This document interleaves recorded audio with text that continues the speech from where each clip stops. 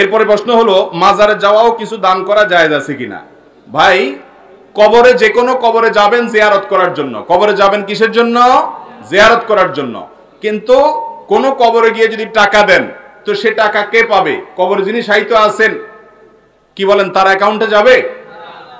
কবরের চারপাশে যেগুলো ঘিরে থাকে, বিশেষ করে বিভিন্ন বিভিন্ন পীর সাহেবদের কবর বা বিভিন্ন আল্লাহর কোন নেককার বান্দা চলে গেছেন, তার কবরকে ঘিরে যে মাজার গড়ে উঠছে, ওই মাজারের চারপাশে যারা গাঁজা টাঞ্জা খায়, বেকার বসে থাকে, বৈরাগ্য জীবন যাপন করে, সমাজ দেশের বোঝা হয় এবং নামাজ কালাম নাই, বেশিরভাগ ফাসেক ফাজের, আপনি টাকা দিলে ওদের গাঞ্জার টাকা যোগান দেওয়া হবে। বুঝতে পারছেন কথা? আপনি যদি দান করতে চান তাহলে গরিব মানুষকে দান করবেন, ওই মাজারে দান করলে কি লাভ? অনেকে মোমবাতি কিনে মাজারে দেয়। ভাই, মাজার আল্লাহ যিনি, ওই বেচারা তো কবরে চলে গেছে, ওখানে কি মোমবাতির আলোর দরকার আছে? তাহলে ওখানে মোমবাতি দিলে কি লাভ হবে? লাভ হবে হলো গাঞ্জাখোররা ওই মোমবাতি বেচে আবার টাকা নিয়ে গাঞ্জা কিনে খাবে। বুঝেন নাই কথা?